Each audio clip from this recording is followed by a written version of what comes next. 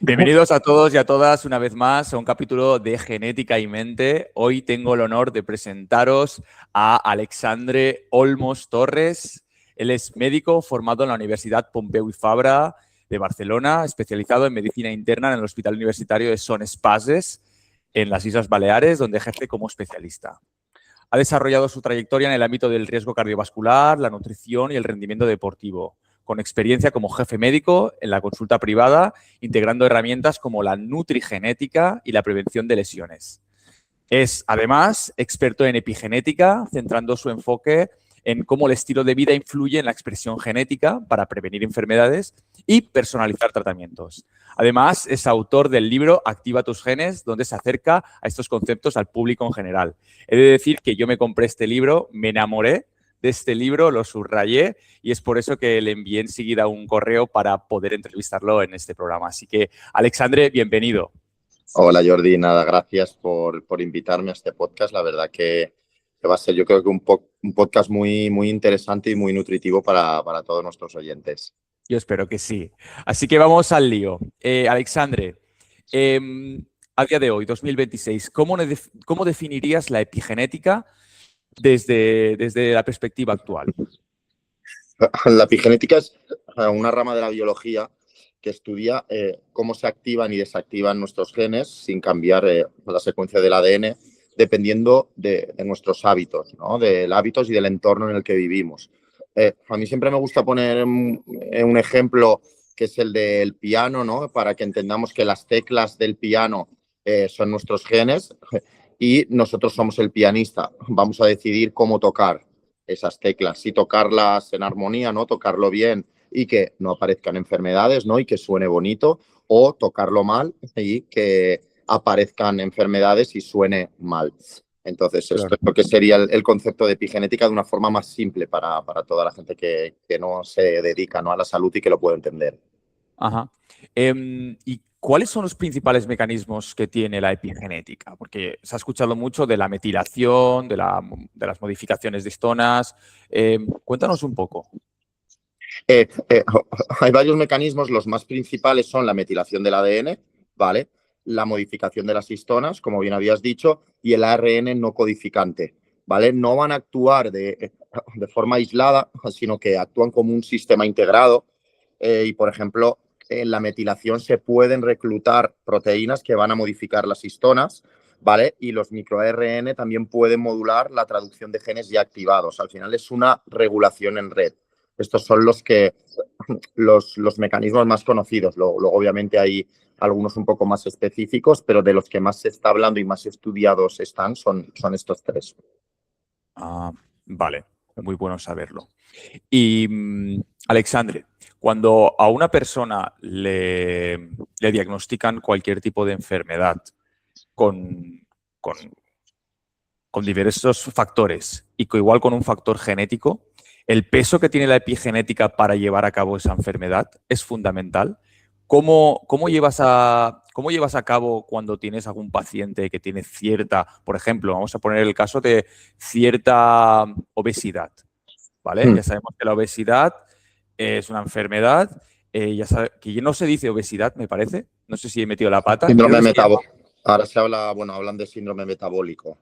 Claro, por ejemplo, tú cuando una persona tiene ciertos factores de obesidad, encima ahora hay genes específicos de la obesidad, ¿cómo trabajas con él, por ejemplo? O sea, ¿qué peso tiene la epigenética? ¿Qué trabajas con una persona así?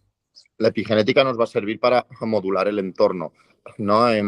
Por ejemplo, en el caso de una persona con obesidad, tenemos que valorar los hábitos que tiene, ¿vale? Obviamente nosotros podemos tener una predisposición a tener un metabolismo más lento y a aumentar de peso o tener más tejido graso, ¿no? Y tener obesidad, pero lo podemos modular con el entorno, es decir, el entorno y con los hábitos, obviamente.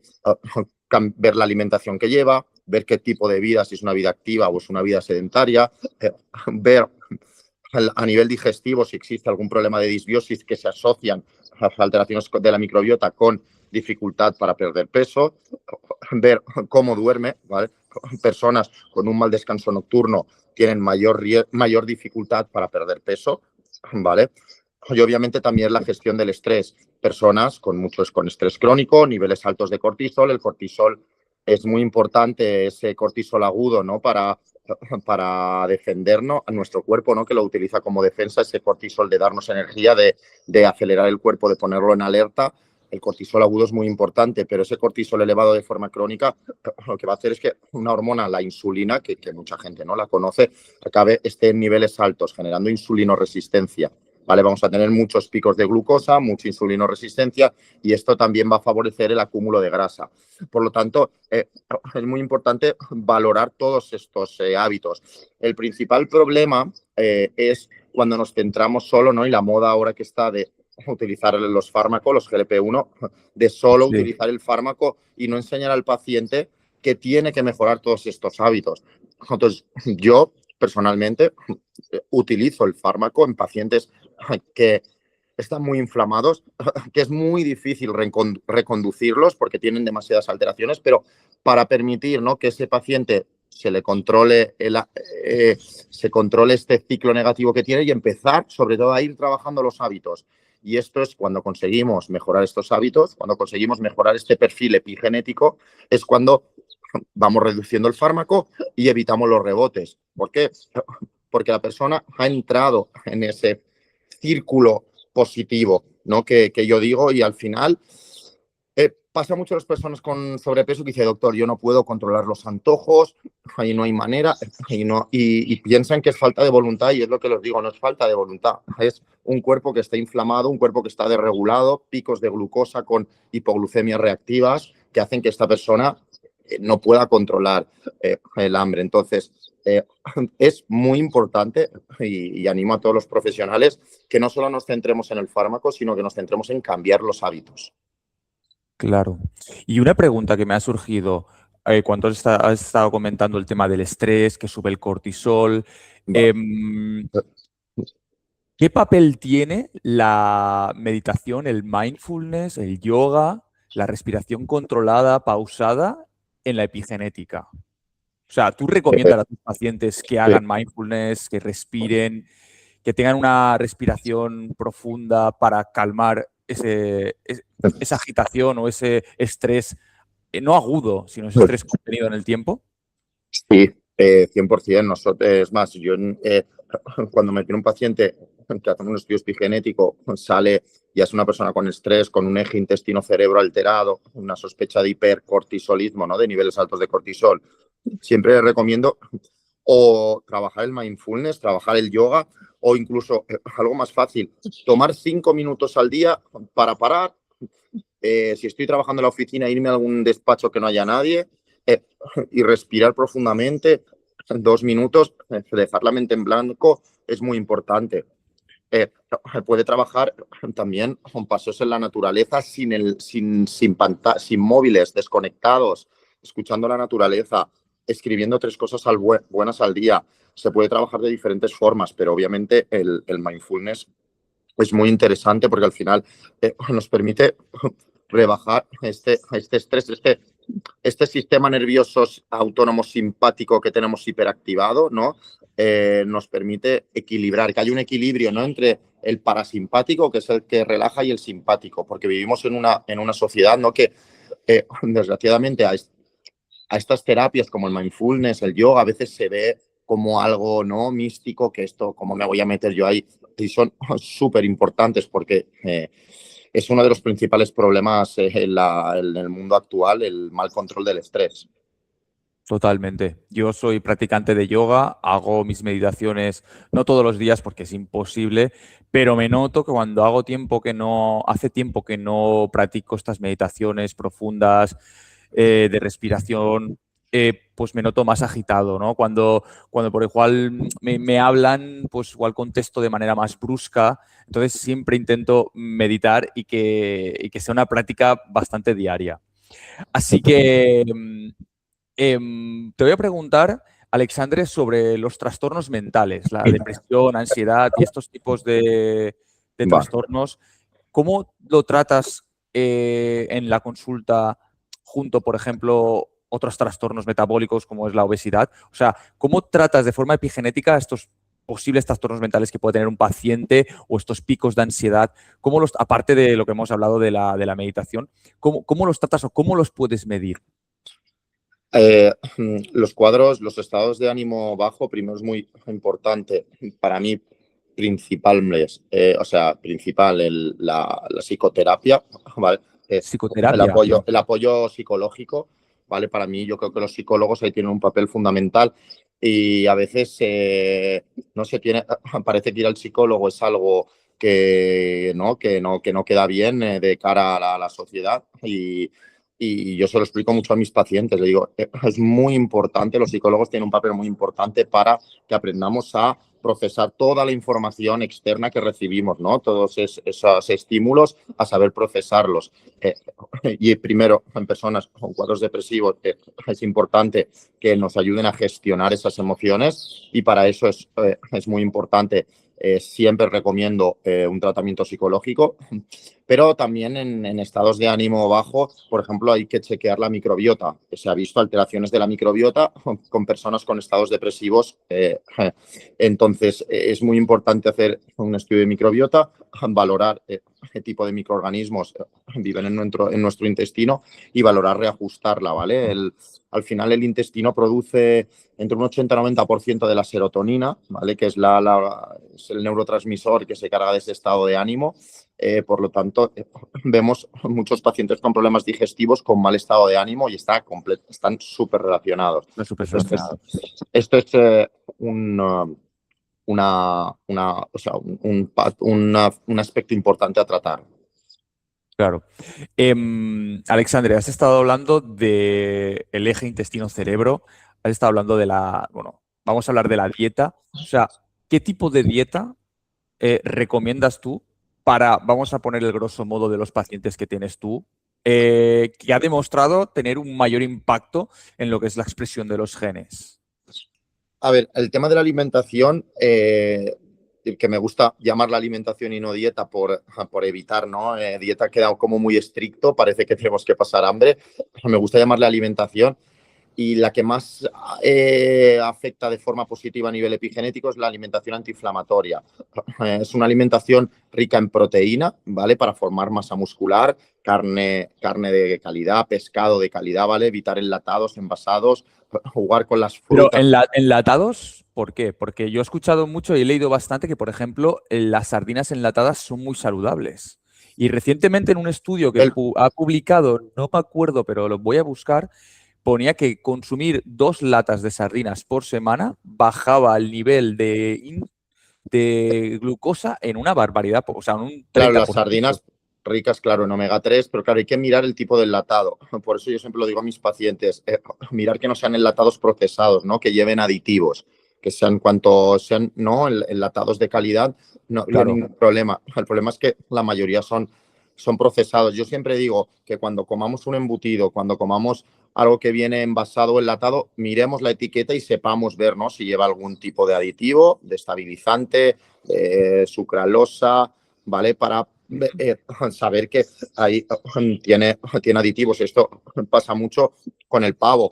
Es mejor tomar un jamón serrano que sea jamón serrano y sal que tomar un pavo que nos engañan con bajo en grasa, como si no tomar grasa fuera saludable. Esto es otro melón que podemos abrir Otro luego. melón y podemos abrir, exactamente. Pero luego miras, no, 98% de pavo, claro, pero lleva E500 no sé qué, E400 tal, y digo, vale, bueno, era 98% de pavo, pero lleva muchos aditivos para que ese pavo se mantenga en el tiempo y no en 2 días esté caducado, ¿no?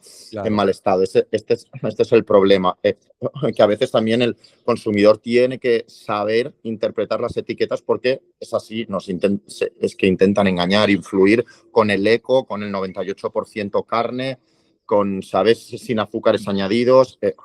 Hay que ir con cuidado porque en este sentido nos engañan. Entonces, al final para mí es una alimentación centrada en carne, pescado, fruta, verdura, frutos secos y luego tener grasas saludables como el aceite de oliva virgen extra, como podemos encontrar también en el aguacate. Y en cuanto a las legumbres, tomarlas de forma puntual, pero sobre todo que sean legumbres que cocinemos nosotros, ¿vale? Legumbres que es se pongan en remojo durante 8 o 12 horas, que las cocinemos bien cocinadas. ¿Por qué? Para disminuir los fitatos y pectinas que tienen las legumbres, ¿no? Los fitatos que van a afectar a la absorción de minerales y las pectinas que son unas proteínas tóxicas para nuestro cuerpo. Entonces, si las cocinamos nosotros, vamos a reducir estos compuestos que no son beneficiosos para nuestro cuerpo.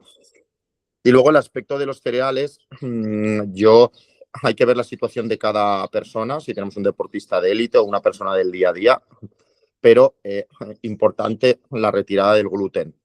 Del En gluten. nuestro día a día, me refiero, si nosotros tenemos un evento social, no hay problema en consumir gluten, pero el gluten es inflamatorio. Nos pongamos como nos pongamos, es así. Incluso para Yo, las personas que no sean celíacas. sí, esto era una pregunta, me dicen mucho. Me dice, doctor, es que me ha dicho mi médico que si me dejo el gluten me voy a volver intolerante. Y yo le hago una pregunta, le digo, una pregunta, si te dejas, si te dejas de poner aguacate, aceite de oliva, ¿te vuelves intolerante? No. Digo, entonces, digo, ¿será que el gluten no te hace bien, no? ¿Desde cuándo un alimento que es positivo para ti, por dejarlo un mes, te vas a volver intolerante? Al final el gluten es un alimento inflamatorio, es como pegarle un tiro a nuestro estómago, a nuestros intestinos. No digo que no lo consumamos nunca, pero tenemos que ser conscientes que el consumo de gluten actual no es el que era hace cientos años. Es un gluten Eso es más verdad. procesado, es un gluten más inflamatorio y si queremos tener si queremos, al final es un alimento que no está ayudando a que nuestro organismo funcione correctamente. Al revés, está potenciando ese estrés oxidativo, esa inflamación. Vaya, y para una persona que sea bastante deportista, por ejemplo, yo esta mañana me he levantado bien temprano y me he hecho 2 horas de bicicleta por la montaña. Me he venido, me he duchado y aquí estoy ahora hablando contigo. Y pues, entre prisas y todo, me he hecho 2 tostadas de mantequilla y mermelada porque es sábado y me lo merezco.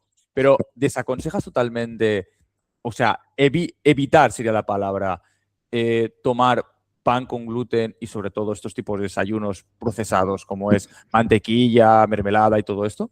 Eh, yo, sí, puntualmente no pasa nada, pero os recomendaría antes tomar un pan sin gluten. Tenemos muchas panaderías con panes de masa madre hechos con trigo sarraceno, que es pan sin gluten de buena calidad.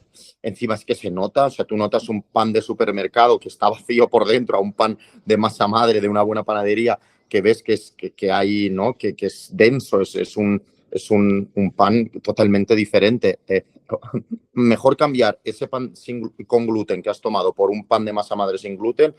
Mantequilla, si consumimos mantequilla de calidad, mantequilla hecha, ¿no? Que sea eco, tenemos al final, es rica en vitamina A, vitamina D, vitamina K. No veo ninguna contraindicación a tomar una mantequilla puntualmente, ¿vale? Tiene bastantes beneficios y al final creo que se puede incluir en la dieta sin ningún problema. Hay que ir con cuidado con la mermelada, ¿vale? Al final, la mermelada, aunque sea casera, nos va a generar de mucho pico de glucosa, ¿vale? Y con lo que ello conlleva, que hemos hablado, ¿no? De esa subida de glucosa en sangre y esa generación de insulina para generar, pues, esa hipoglucemia reactiva que va a generar, ¿no? Pues ese cansancio, esos antojos. Entonces, es más adecuado hacer un desayuno basado en proteína, como si puede ser 2 huevos, con aguacate, con frutos secos. Vamos a tener un desayuno basado en proteína y grasa.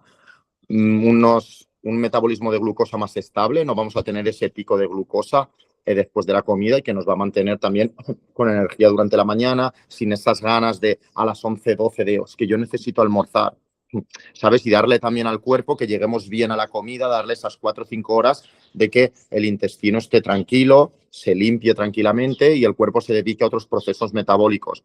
Esto es algo que también creo que cada vez está cambiando más, pero me acuerdo, ¿no? Hace 20, 15 años que no, hay que hacer 5 comidas al día. Eso es otro error. Al final estamos comiendo cada 2 horas. Nuestro intestino está trabajando continuamente, no le damos tiempo a que se limpie, a que el cuerpo se dedique a otras cosas y luego vamos, claro, glucosa para arriba, glucosa para abajo, glucosa para arriba, glucosa para abajo cada 2 horas. con bastantes efectos negativos a nivel de estrés oxidativo en nuestro cuerpo. Claro, esa es otra pregunta que quería hacerte. Ahora hay mucho boom del ayuno intermitente. Te voy a poner mi caso. Yo ayuno intermitente realmente no hago, pero sí que tengo una ventana de por lo menos 12 horas o más de 12 horas. Por ejemplo, yo Vale. ceno sobre las 9 de la noche Mm. y hasta las 10 de la mañana del día siguiente yo entreno en ayunas porque si desayuno, no, aparte que por la mañana no tengo hambre, yo por la mañana no puedo comer nada, o sea, de buena mañana un café y ya está. O sea, yo te dejo una ventana de 11, 12 horas, o 13 o 14 horas, y porque es cuando el cuerpo me pide comer, ¿sabes? Antes no. Entonces, eh, ¿cómo gestionas esto con tus pacientes para tener esa ventana de ayuno, entre comillas, para dejar que el cuerpo asimile todo? Estoy hablando yo desde el desconocimiento, porque yo no soy nutricionista ni médico como tú. Entonces, ¿qué nos puedes decir? Sobre el ayuno, primero, entender por qué ayuno, ¿no? Esto primero, al final, cuando ayunamos, el ayuno para mí, el ayuno intermitente es bastante positivo, pero hay que ver quién puede hacerlo y quién no, ¿vale? El ayuno, lo que nos va a permitir ese ayuno es, primero, que empecemos a utilizar grasa, ¿vale? Como fuente de energía, ¿vale? La quema de grasa, la producción de cuerpos cetónicos, por lo tanto nos va a ayudar a mantener una composición corporal adecuada. Va a permitir, en este tiempo, se activen vías de reparación, ¿vale? Que se produzca la autofagia, ¿vale? La reparación celular. Nos va a ayudar a nivel cardiovascular a mejorar la sensibilidad a la insulina, ¿vale? Y por lo tanto, vamos a tener niveles, como estamos comiendo, niveles más bajitos de insulina y esto pues va a mejorar la resistencia a la insulina. También se van a activar rutas epigenéticas que tienen que ver mucho con la longevidad, con el retraso del envejecimiento celular, como la MPK, las sirtuinas, la inhibición del mTOR, ¿vale? Esto es muy importante y también tiene un efecto antiinflamatorio, ¿vale? Pero partiendo de la base de decir, vale, yo hago ayuno por esto, no porque lo he leído en internet, hay que ir con cuidado personas que, por ejemplo, tienen alteraciones hormonales, como el síndrome de ovario poliquístico, personas con cuadros de desnutrición o trastornos de la conducta alimentaria. Hay que ir Claro. con cuidado personas con enfermedades mal controladas, como enfermedades tiroideas, o personas que no duermen bien o tienen mucho estrés, les puede empeorar este estrés crónico, ¿vale? Para eso siempre recomiendo que cuando hagan ayuno intermitente, previamente tengan una valoración por un profesional. ¿Vale? Luego Claro. también personas de élite, personas que hacen deportes, personas de élite me refiero, perdón, personas de alto rendimiento. También aquí es cuando hablaba, tenemos que ajustar ese consumo yo sí que recomendaría cada tres comidas al día sería suficiente, pero hacer un ayuno de 16 horas que suponga dos o incluso a veces una comida al día en personas de alto rendimiento hay que ir con cuidado, ¿vale? Entonces, va a venir muy bien a adultos sanos, a personas con sobrepeso, porque vamos a disminuir ese tejido graso, va a venir muy bien a personas con insulinoresistencia, es decir, a personas que hacemos una analítica completa, valoramos el metabolismo de la glucosa y vemos ese hemoglobina glicosilada en el límite alto, ese índice de OMA un poquito más alto que nos hace sospechar una insulinoresistencia, que ya nuestro cuerpo no está empezando a responder bien a la insulina, nos va a venir muy bien el ayuno, ¿vale? Y esas personas con inflamación crónica de bajo grado, yo se lo digo todo siempre a mis pacientes, ¿cómo sé que tengo inflamación crónica de bajo grado? Digo, mira, no deberías de normalizar, hay que aprender a escuchar a tu cuerpo, no deberías de normalizar me encuentro cansado, no controlo bien el estrés, tengo antojos, me lesiono mucho, no acabo de dormir bien. Esto es tu cuerpo que te está avisando de, oye, hay algo que no funciona. Y seguramente no funciona porque hay algo que está generando esa inflamación crónica de bajo grado. A estas personas, el ayuno también les ayudaría, pero obviamente también en estas personas tendríamos que ver por qué están así y corregirlo. No es solo con el ayuno. Ujú. Has hablado de otro factor que es el sueño. Sí. Alexandre, ¿qué importancia tiene el sueño en lo que son los cambios epigenéticos? Una persona, volvemos a hablar, una persona con cierta tendencia a obesidad o con obesidad que duerme mal, porque yo conozco personas obesas que duermen 3, 4 horas literal todos los Sí. días. O sea, ¿qué problema hay ahí y cómo de manera, vamos a ver, de manera profesional lo podemos arreglar eso? El sueño. Bueno, primero, el buen descanso nocturno es muy importante. Creo que también mucha gente tiene el concepto de que duerme bien y primero de todo, yo para confirmar que dormimos bien deberíamos, ahora hay un montón de aparatos para medir el sueño. Deberíamos de mirar o los anillos o las pulseritas o los relojes que tienen para ver cómo hacemos los ciclos del sueño. Primero para ver si tenemos un buen descanso nocturno. Ahí ya podemos decir que lo tenemos bien. ¿Vale?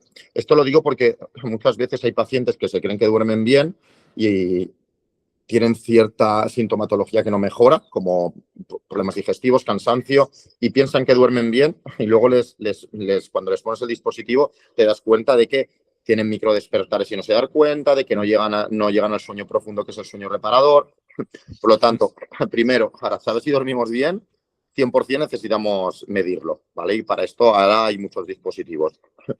Y luego, un buen descanso nocturno, los últimos estudios están saliendo que hacen curva en U. Quiere decir que dormir lo adecuado es dormir de forma continua entre 6 y 8 horas, ¿vale? Las personas que duermen menos de 6 o más de 8 horas tienen mayor riesgo de desarrollo de enfermedades cardiovasculares, enfermedades neurodegenerativas como la demencia, mayor riesgo de sobrepeso. Por lo tanto, es muy importante el crear conciencia de que dormir, de que tener una buena rutina de descanso nocturno es súper importante para nuestra salud.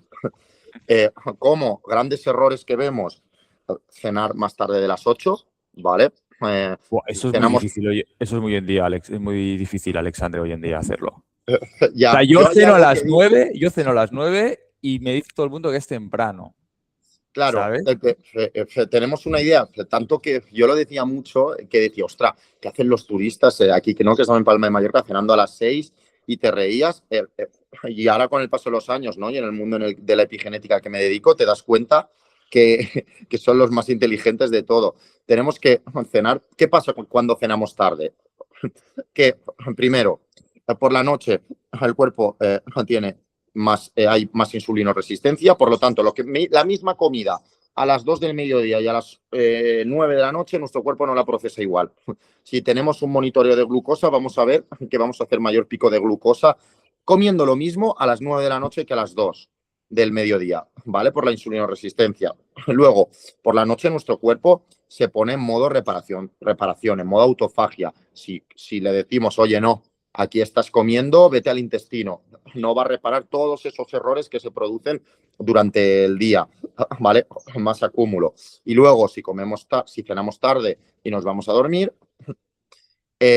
no vamos a realizar correctamente los ciclos del sueño. ¿Qué va a pasar? Que el sistema linfático, ¿no? Que está en nuestro cerebro, linfático con G, que es el que se encarga de limpiar, de depurar, no va a actuar correctamente, no vamos a llegar a ese sueño profundo y no se va a reparar, con lo que ello conlleva al día siguiente. Personas con cansancio, personas con con más ganas de antojos, personas que empiezan a aparecer problemas digestivos porque se empieza a generar esta inflamación. Por lo tanto, cenar pronto es muy importante, tenemos que crear conciencia de esto, al final es nuestra salud, yo eso lo digo muchas veces a mis pacientes, digo, a ver, no te encuentras bien y luego te decimos, hay que corregir esto y a veces, ay, no puedo, es decir, tenemos muy poca conciencia de nuestra salud, tenemos que ser más conscientes de que nuestros hábitos nos van a hacer estar bien, que al final creo que es lo que todo el mundo quiere, sentirse bien, ¿no? Y luego, lo que habíamos, volviendo un poco atrás, lo que habías dicho del ayuno, me dices, Alex, yo prefiero no desayunar. Es mejor, si tenemos que coger el ayuno, no cenar, ¿vale? Por todo esto que he explicado. Intentar hacer desayuno y comida, lo que he dicho siempre en personas que sean candidatas a hacer el ayuno intermitente. Y al final el cuerpo se acaba adaptando. Es lo que digo, el cuerpo se acaba adaptando cuando vemos que vamos haciendo el ayuno nocturno, te acostumbrarás ya a hacer ese desayuno, a hacer un desayuno correcto para obtener energía durante la mañana y para obtener energía durante todo el día, hacer esa comida, valorar algún snack si estamos en el trabajo a las 6, 7 de la tarde y ya no cenar. Eso sería perfecto. Sí, lo ideal. Es que es complicado. O sea, no te voy a decir que no sea imposible, pero es complicado. Porque yo a veces, yo te digo, yo termino de trabajar a veces a las 6, estoy estudiando un rato, termino a las 7 y algo, me voy al gimnasio, entreno, vuelvo y ya son las 9. Y ya Eso de ir hacerlo al rápido. gimnasio, de ir al gimnasio a las 7, también hay que ir con cuidado, ¿eh?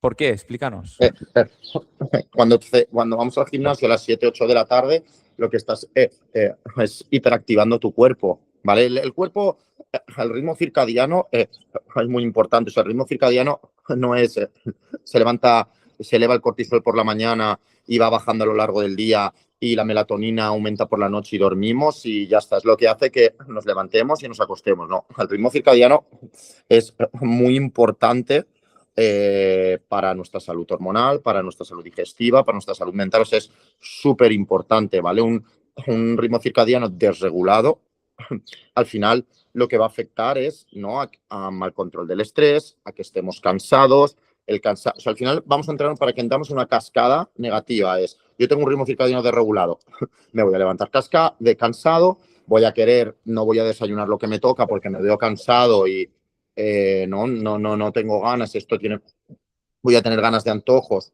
porque va a haber una desregulación del metabolismo de la glucosa.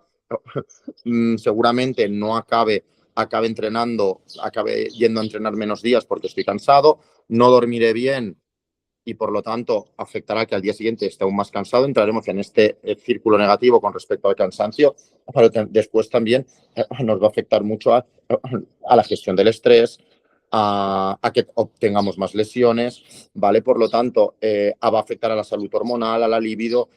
Entonces, ¿qué pasa? Que si entrenamos por la tarde, noche, lo que vamos a hacer es que nuestro cuerpo cuando llegue la noche no piense que tiene que dormir.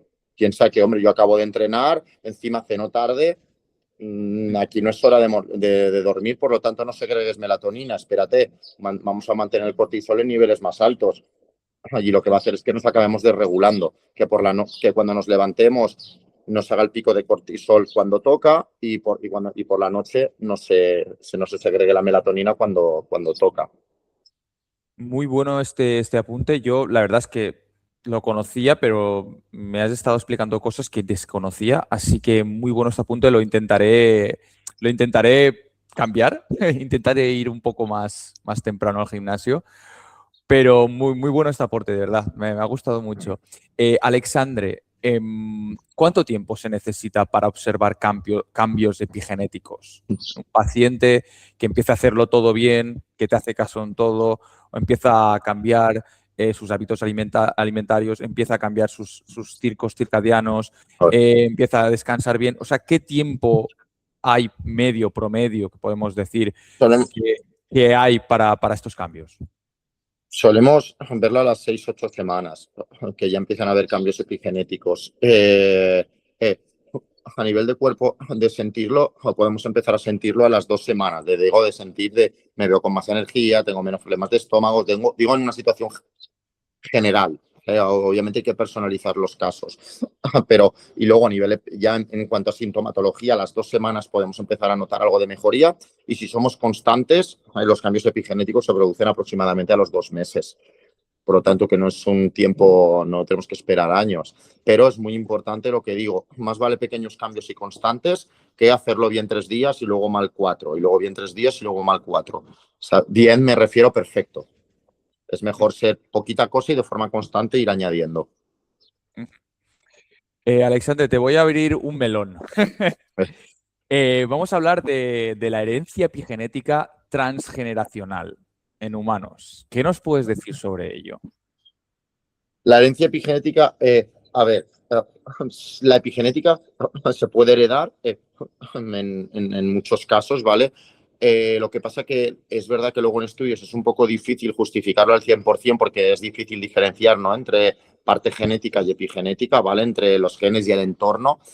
Eh, pero hay estudios, ¿no?, como el de la hambruna de Holanda, Yolanda, sí. en la que vieron que las mujeres, ¿no?, que pasaron esa hambruna, eh, se producen unos cambios epigenéticos y los niños luego tenían un metabolismo más lento, ¿vale? Por lo tanto, tenían mayor riesgo de desarrollo de síndrome metabólico. Este es un claro ejemplo de cómo afecta el entorno ¿no?, a nuestro ADN, cómo afecta la epigenética y cómo luego los hijos de estas mujeres lo heredaron. Pero repito, demostrarlo al 100% y decir que toda la epigenética se hereda no, o sea, no se puede decir, aún no hay suficiente evidencia, pero sí que se puede heredar cierta epigenética y aquí tenemos un caso bastante claro. Ujú. Me encanta porque es lo que justamente ese estudio lo leí y me pareció alucinante de cómo los hijos, incluso los nietos de las personas que pasaron esa hambruna en Holanda durante la Segunda Guerra Mundial porque cortaron los bloques de comunicación, por tanto no llegaba comida, las personas sufrían un montón de problemas de salud. O sea, Sí, hipertensión, padecían también obesidad, tenían problemas metabólicos de todo tipo, incluso los nietos de esas mujeres, ¿eh? claro, O sí, sea, lo que vieron es que habían cambios de metilación en genes como el IGF-2, salía en el estudio, entonces, bueno, ahí se vio que se había heredado la epigenética, lo que pasa que eso es muy difícil separar, lo que digo, la genética de ese ambiente familiar, de esa claro. cultura, de esa dieta, de ese nivel socioeconómico, de lo que sea esa exposición compartida. Por eso, decir... podríamos decir que hay evidencia sugestiva, pero no definitiva. Alexandre, vamos a hablar de tu Al libro libro. ahora. El pedazo de Bien. libro este que me lo leí en 2 días. Ah, Alexandre, el libro Activa tus genes. ¿Qué aspectos han sido los más duros de redactar en este libro? a ver, para mí lo más difícil ha sido simplificar, ¿no? Sin perder el rigor. Eh, al final queríamos hacer un libro fácil para el lector, que gente que no se dedicara a la salud lo pudiera entender. Y al final creo que lo hemos conseguido, pero claro, es que la epigenética es un campo que es muy potente, que está ahora cogiendo mucha importancia en el mundo actual, pero también es muy difícil, muy fácil de malinterpretar. Entonces hay que ir con cuidado cuando traducimos esos conceptos complejos, ¿no? De metilación, de inflamación, de microbiota, a ritmos circadianos, pues que la gente pueda entenderlo y lo pueda aplicar en su vida de forma correcta. Entonces para mí eso ha sido lo más difícil. Lo más difícil, ¿eh? A mí me ha encantado porque explicas cosas muy complicadas que yo al trabajar con genética, pues conozco, pero sé que yo sería imposible explicarlo, así que me ha gustado mucho. Alexandre, mencionas el NNM. El ¿Qué nos puedes... NMN, El NM, NMM. NMN, Ah, vale, lo he dicho mal, he dicho NNM. Vale, claro, NMM. NMN. ¿Qué nos puedes decir sobre este precursor en la epigenética? Eh, eh, el NMN es un precursor del NAT, ¿vale? Que es una molécula clave para el metabolismo energético y para las enzimas como las sirtuinas, ¿vale? Que van a participar en la reparación celular, van a tener importancia en el envejecimiento, en la regulación epigenética. Entonces, es importante, más que tomar NAT, tomar precursores del NAT como NMN, NR, ¿vale? Para mantener unos niveles adecuados de NAT, para que nuestro cuerpo pueda fabricar el NAT, ¿vale? Le tenemos que dar precursores para que lo pueda fabricar y el NAT es súper importante para retrasar ese envejecimiento celular. Pero obviamente no es una píldora anti-envejecimiento, ¿vale? Lo que digo siempre, con los suplementos tenemos que acompañarlo de unos buenos hábitos. Muy buena. También comentas sobre la PCR, o sea, la proteína reactiva, la Sí. proteína C reactiva, y luego otra variante de la PCR. ¿Nos podrías explicar un poco? Eh, la PCR, a ver, ahora es verdad que están apareciendo estudios que parece que sirven para lo mismo, ¿vale? La proteína C reactiva es un marcador inflamatorio. Lo que pasa que se daba mucha importancia a la PCR ultrasensible en el momento en que yo también escribí el libro, de que hablaban pues de que al final la proteína C reactiva como tal era importante para medir una inflamación, para que digamos más grande, ¿no? De infecciones, de cuadros inflamatorios activos. Y la PCR ultrasensible nos permitía ser más, como dice su nombre, ¿no? Ultrasensible a nivel de medir esa inflamación crónica leve. Ahora es verdad que se está empezando a ver de que no hay tanta diferencia significativa entre ambas, pero la idea inicial era eso, que la ultrasensible para cuando hacemos una analítica con ese enfoque epigenético, ¿no? Que lo que yo digo, al final nosotros cuando damos enfoque epigenético es vamos a prevenir, no vamos a pues si tú te encuentras mal, para que me entiendas de forma simple, y yo te hago una analítica y no sale nada, y te hago un TAC, una resonancia, una gastroscopia, una endoscopia, y como no tienes nada, pues será el estrés, ¿no? Que esto es desgraciadamente lo que pasa muchas veces. Y cuando vienen a consulta y le damos un enfoque epigenético, hacemos una analítica y vemos una PCR ultrasensible un poquito elevada, ya nos está diciendo, oye, aquí tenemos una inflamación crónica. ¿Cómo Claro. avisa el cuerpo que tiene inflamación? ¿Cómo avisa a nivel médico? PCR ultrasensible, elevada, persona con síntomas. Son dos formas diferentes que van juntas a la vez de explicar que tenemos inflamación. Entonces, esto es para lo que utilizamos, ¿no? La proteína C reactiva, en este caso ultrasensible, que como repito, ya la PCR normal también nos está sirviendo para medir esa inflamación, ver de dónde viene y corregirla. Y por lo Muy tanto, bueno. cuando la corregimos y mejora la PCR, nos va a servir como marcador de estamos mejorando la sintomatología del paciente, que suele ir de la mano cuando desciende esta PCR. Y lo que les digo, no solo eso, tú ahora te encuentras bien, pero tienes que ser consciente que lo que estamos ayudando es a prevenir enfermedades a largo plazo, que al final es lo que queremos. Muy buena, muy buena. Alexandre, coenzima Q10. ¿Cuándo debemos tomarla y a qué dosis y por qué? Coenzima Q10 de mejora, que la que absorbe mejor es la ubiquinol, ¿vale? El tipo ubiquinol se absorbe mejor, tiene mejor biodisponibilidad. La coenzima Q10, importante, 100% en personas que están tomando estatinas, ¿vale? Las estatinas, bueno, esto sería otro melón, pero Otro melón, porque otro eso hemos melón. hablado, que el colesterol, la gente dice mucho que hay que bajar el colesterol, pero hay que saber que, me equivoco, corrígeme si me equivoco, que a cierta edad tener el colesterol un poco elevado no es ningún problema. Claro, es que hablar de colesterol es simplificar mucho, ¿no? Y dar unas estatinas según el LDL y no mirando el metabolismo lipídico de forma completa, no tiene ningún sentido. Eso por un lado. Entonces, eso por ahí, ¿no? Pero entonces, ¿qué pasa? Que es gracioso, pero las estatinas al final lo que hacen es bloquear la coenzima Q10, ¿no? Que es súper importante para la salud Claro. cardiovascular. Entonces, a personas que toman estatinas, les recomendaría que tomaran coenzima Q10, ¿vale? Bueno, primero que revisaran si tienen que tomarla, pero bueno, si la tienen que tomar porque están haciendo prevención secundaria, pues coenzima Q10 es importante, O ¿vale?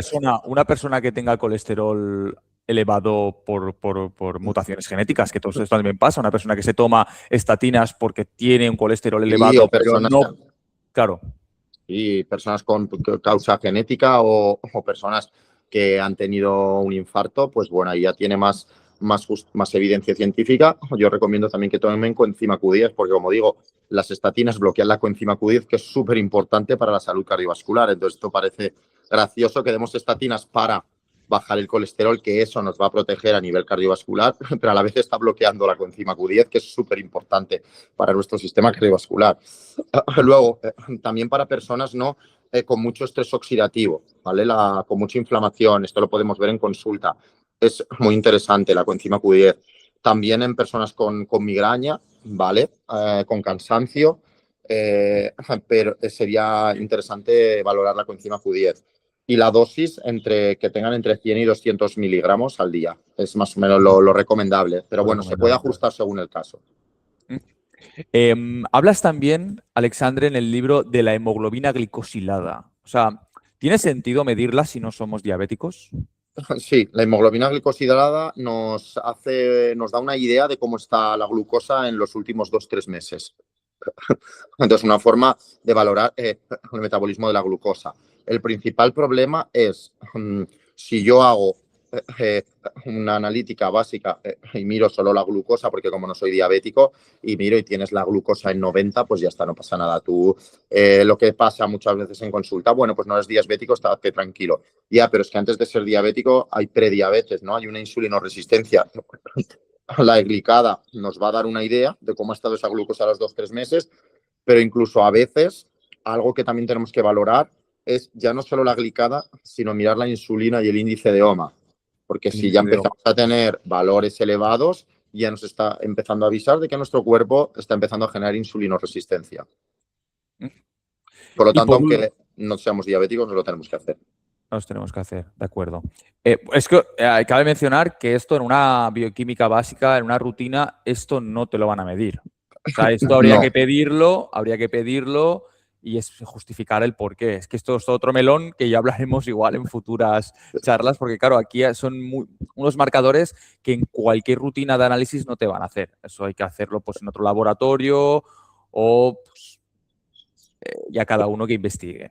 no, sí, pero sinceramente, solo un apunte, me llama la atención, porque si tuviéramos este enfoque que prevenimos enfermedades, al final disminuyes el gasto en sanidad, disminuyes la Totalmente. sobrecarga en hospitales, pero interpreto que, bueno, como vivimos en un mundo que tiene que ser ahora, no interesa la prevención a 10, 20, 40 años, cuando ¿no? El que va a estar gestionando todo esto, va a estar 4 años o 2, pues qué más le da a él lo de, por mucho que nos digan, lo de 14, 20 años. Y es así porque se demuestra ese... Totalmente, yo estoy totalmente de acuerdo contigo, pero la realidad es esa. La realidad es que cuando te van a hacer una analítica no te van a medir ni la hemoglobina glicosilada ni te van a medir ni la PCR prácticamente. La hemoglobina glicosilada a veces sí que se pide, no mucho. Incluso si tú le dices, oye, mira, yo te recomiendo que te lo hagas, si tu médico de cabeza algún día te lo hace, que te lo pongan, lo suelen hacer. El índice de OMA y la insulina es un poco más difícil, pero lo que me sorprende es que no son pruebas ni muy caras ni muy difíciles. No le estás pidiendo, oye, mírame el glutatión reducido, mírame la coenzima Q10, que puedo entender que, oye, mira, esto aquí yo no lo hago, esto es carísimo, lo puedo entender, pero una Ya. glicada, una insulina, un índice de OMA, es De algo acuerdo. que no cuesta nada y te da mucho. Sí, es algo que en cualquier laboratorio de bioquímica en el día a día se hace. Se puede hacer, sí. Totalmente, exactamente. Has comentado glutatión. Mira mi siguiente pregunta. El glutatión reducido, ¿por qué es tan importante en un análisis epigenético, Alexandre? El glutatión reducido nos da una idea de nuestra capacidad de defensa frente a la inflamación, frente al detox hepático, ese equilibrio redox. Entonces, es relevante porque al final la inflamación, el estrés oxidativo es lo que hace que se altere esa expresión génica, que se aceleren esos procesos de envejecimiento celular. Entonces, tenemos una idea de nuestro escudo de defensa, de cómo es nuestra capacidad antioxidante, ¿la tenemos bien o no? Con el glutatión reducido, pues nos da esa idea. Y esto sí que, por ejemplo, es un marcador más difícil de medir en una rutina, en una analítica de rutina. Ujú. Vamos a pasar ya al último bloque. Estamos yendo al final ya del podcast y te voy a abrir otro melón, Alexandre.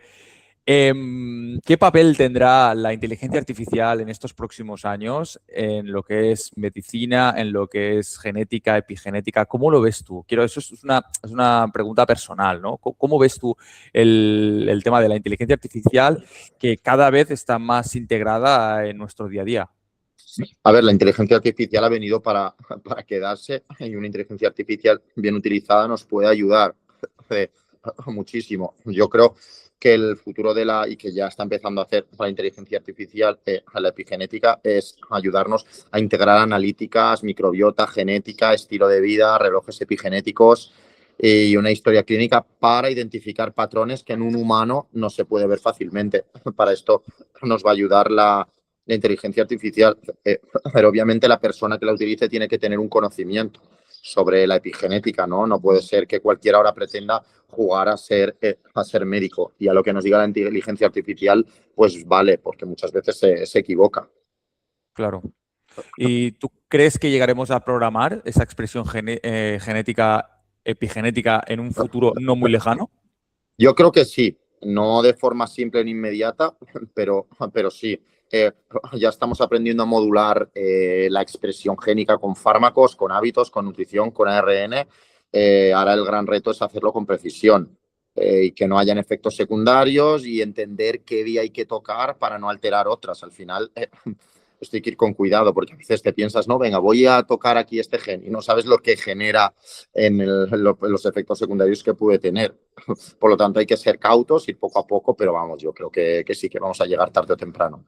Sí, yo creo que en un futuro nada más de 5 años. El otro día estuve hablando con una amiga mía que es médico y nos comentó el tema del aparatito este que se pondrá en consulta en la bata de los facultativos, que realmente lo que hará es eh, redactar toda la anamnesis de forma automática. O sea, que Sí. ya no esté el médico escribiendo qué problema hay, sino que con inteligencia artificial ya hará toda la anamnesis explicada, todos los datos que le dice el paciente. Claro, entonces puedes avanzar una barbaridad. Sí, bueno, esto ya está, yo incluso lo he probado, o sea, ya está en el mercado, ya lo están poniendo hasta muchas aplicaciones. Después, obviamente, de firmar un consentimiento informado con el paciente porque se le graba y se obtiene información de él. Tú tienes una conversación y te estructura una consulta, un informe médico. Esto es súper interesante.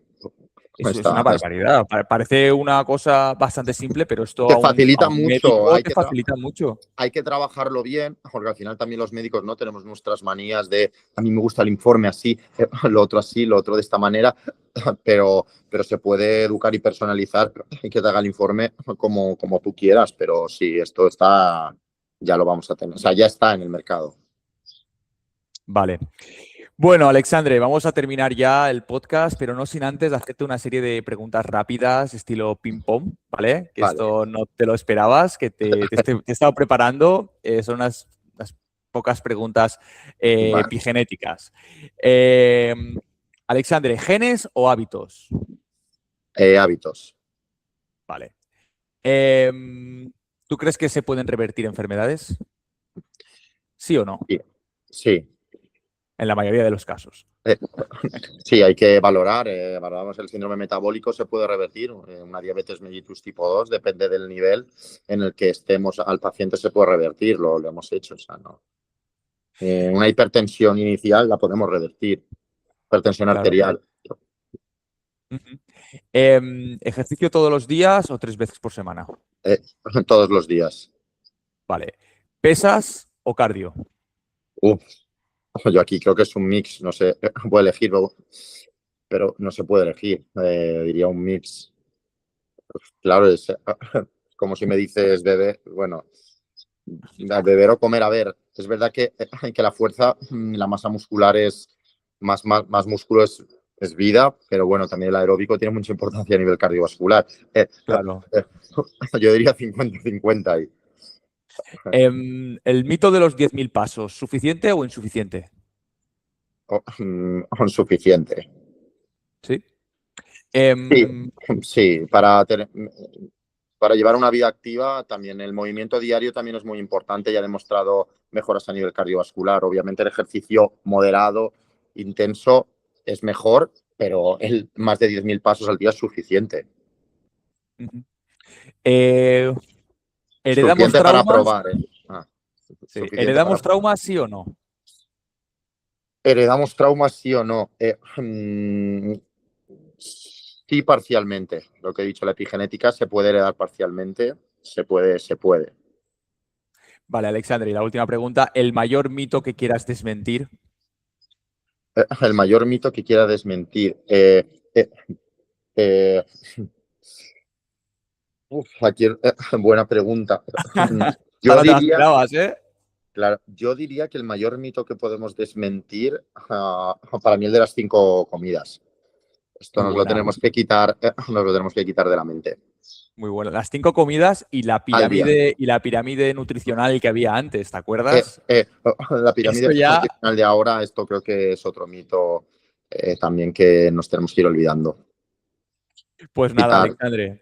Ha sido un verdadero placer tenerte. De verdad, llevaba mucho tiempo detrás de ti desde que leí tu libro y dije, yo este hombre lo tengo que conocer sí o sí. Y bueno, gracias a Dios, pues he conseguido tener contacto contigo. He conseguido hacerte una entrevista que la voy a publicar. Muy contento de leerte. Espero que publiques más libros, que expliques todas estas cosas que hemos hablado, incluso cosas que saldrán en futuras investigaciones, que lo expliques en libros tan compactos como estos, que quieras o no, esto es una guía, porque aquí pones ejemplos y explicas cosas que luego lo puedes volver a leer y dices, ostras, pues voy a coger este hábito que explicas aquí.